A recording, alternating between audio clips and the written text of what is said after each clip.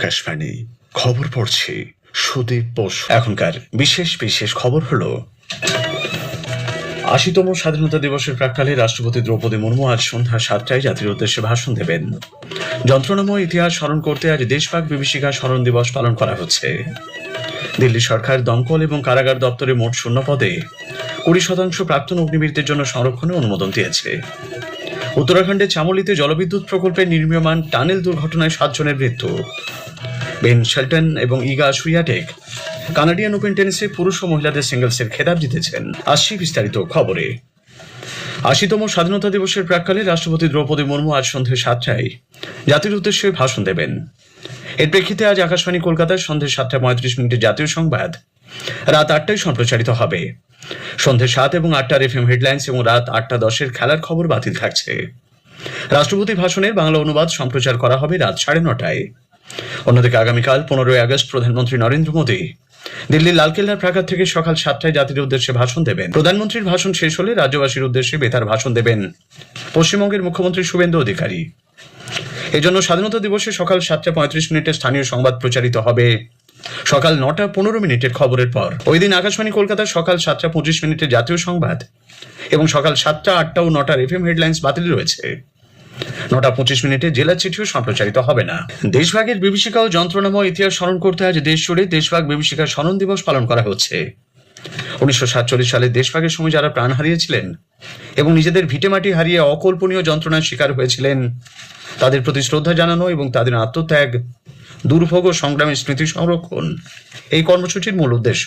এই ধরনের মানুষজনের প্রতি যথাযথ শ্রদ্ধা জানাতে ২০২১ সালে সরকার প্রতি বছর ১৪ই আগস্ট দিনটিকে তাদের আত্মত্যাগের স্মরণে পালন করার সিদ্ধান্ত নেয়। দেশভাগ বিভীষিকা স্মরণ দিবস উপলক্ষে রাজধানী দিল্লি সহ সারা দেশে বিভিন্ন কর্মসূচির আয়োজন করা হয়েছে। কেন্দ্রীয় সংস্কৃতি মন্ত্রকের নির্দেশিকা অনুযায়ী আজ সন্ধ্যায় দেশের বিভিন্ন প্রান্তে সরকারি আধিকারিক, পড়ুয়া, শিক্ষা প্রতিষ্ঠান, সাংস্কৃতিক সংগঠন ও সাধারণ মানুষের অংশগ্রহণে মোমবাতি মিছিল আয়োজন করা হবে। প্রধানমন্ত্রী নরেন্দ্র মোদী দেশভাগের ভয়াবহ সময় পেরিয়ে আসা সকল দেশবাসীর প্রতি শ্রদ্ধা জানিয়েছেন। সংস্কৃত একটি উদ্ধৃতি তুলে ধরে তিনি তাদের সাহস ও দৃঢ় সংকল্পের কথা স্মরণ করেন। দেশের উন্নয়নে তাদের অমূল্য অবদানের কথা উল্লেখ করেন প্রধানমন্ত্রী। কেন্দ্রীয় স্বরাষ্ট্রমন্ত্রী অমিত শাহ দেশভাগের সময় প্রাণ হারানো এবং সেই ভয়াবহ পরিস্থিতির বিরুদ্ধে লড়াই করা মানুষজনের প্রতি শ্রদ্ধা জানিয়েছেন। সোশ্যাল মিডিয়ায় এক বার্তায় তিনি বলেন, ১৯৪৭ সালে ১৪ই আগস্ট ইতিহাসের অন্যতম নৃশংস অধ্যায়ের সাক্ষী। তিনি আরো উল্লেখ করেন, দেশভাগের সময় লক্ষ লক্ষ মানুষ প্রাণ হারান, কয়েক কোটি মানুষ ঘরবাড়ি ও প্রিয়জনদের ছেড়ে বাস্তুচ্যুত হতে বাধ্য হন। তরুণ প্রজন্মের কাছে মর্মান্তিক ইতিহাস পৌঁছে দেওয়ার প্রয়োজনীয়তার কথাও জানান শ্রী শাহ। প্রতিরক্ষা মন্ত্রী রাজনাথ সিং বলেছেন, দেশভাগের সেই মর্মান্তিক ঘটনায় কয়েক লক্ষ পরিবার শোকগ্রস্ত হয়ে পড়েছিল। এছাড়াও তারা ঘোরতর অনিশ্চয়তার মধ্যে পড়ে। লাইবেরিয়া ভারতে তাদের নতুন দূতাবাস খুলেছে। বিদেশ মন্ত্রকের অর্থনৈতিক সম্পর্ক বিষয়ক সচিব সুধাকর দালেলা নতুন দিল্লিতে গতকাল এই দূতাবাসের উদ্বোধনী অনুষ্ঠানে অংশ নেন। বিদেশমন্ত্রী ডক্টর এস জয়শঙ্কর লাইবেরিয়ার বিদেশমন্ত্রী সারা বেসোলো নিয়ান্তিকে এর জন্য অভিনন্দন জানিয়েছেন। সমাজ মাধ্যমে এক বার্তায় বিদেশ মুখপাত্র রণধীর জয়সওয়াল বলেছেন, নতুন দিল্লিতে লাইবেরিয়ার রেসিডেন্ট মিশন স্থাপন ভারত লাইবেরিয়ার সম্পর্কের ক্ষেত্রে গুরুত্বপূর্ণ মাইল ফলক। বিচার ব্যবস্থায় স্বচ্ছতা নিশ্চিত করতে সুপ্রিম কোর্ট প্রতিশ্রুতিবদ্ধ বলে দেশের প্রধান বিচারপতি সূর্যকান্ত জানিয়েছেন। আদালতের কার্যক্রম সরাসরি সম্প্রচার বা লাইভ স্ট্রিমিং এর উদাহরণ। ডিডি নিউজকে দেওয়া গতকাল এক সাক্ষাৎকারে তিনি বলেন, সমাজ মাধ্যমে কিছু মানুষ দেশের তরুণদের বিভ্রান্ত করার লক্ষ্যে তার মন্তব্যকে ভুলভাবে তুলে ধরেছে। मेरी प्राथमिकता केवल प्रशासकीय उपलब्धियां नहीं होंगी, उसमें बहुत सारे ऐसे क्षेत्र हैं जिनके अंदर हमें कार्य करना है और इस सफलता के लिए काम करना है।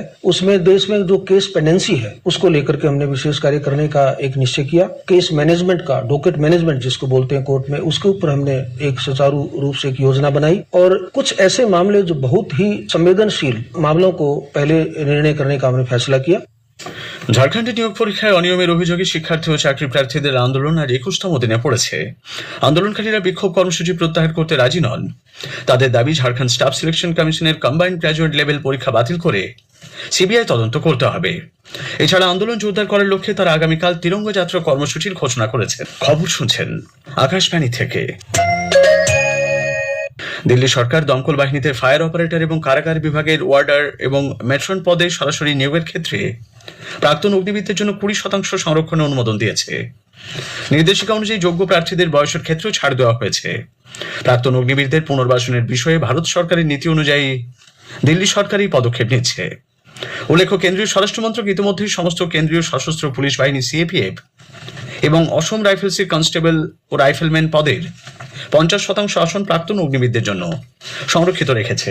কেন্দ্রীয় সামাজিক ন্যায় বিচার ও ক্ষমতায়ন মন্ত্রী ডক্টর বীরেন্দ্র কুমার আজ নতুন দিল্লিতে জাতীয় প্রবীণ নাগরিক পরিষদের 5ম বৈঠকে পৌরোহিত্য করবেন। বৈঠকে প্রবীণ নাগরিকদের কল্যাণের সঙ্গে জড়িত বিভিন্ন গুরুত্বপূর্ণ বিষয় নিয়ে আলোচনা হবে। সামাজিক ন্যায় বিচার ও ক্ষমতায়ন মন্ত্রক জানিয়েছে, প্রবীণ নাগরিকদের মর্যাদা, নিরাপত্তা ও সুস্থ জীবন নিশ্চিত করার বিষয়ে সরকারের প্রতিশ্রুতি আরো সুদৃঢ় হবে। দেশের সমৃদ্ধ হস্তচালিত তাঁত শিল্পের ঐতিহ্যকে বিশ্বের দরবারে তুলে ধরতে কেন্দ্রীয় বস্ত্রমন্ত্রী গিরিরাজ সিং আজ নতুন দিল্লিতে দ্য হ্যান্ডলুম এক্সপিরিয়েন্স সেন্টারের উদ্বোধন করবেন।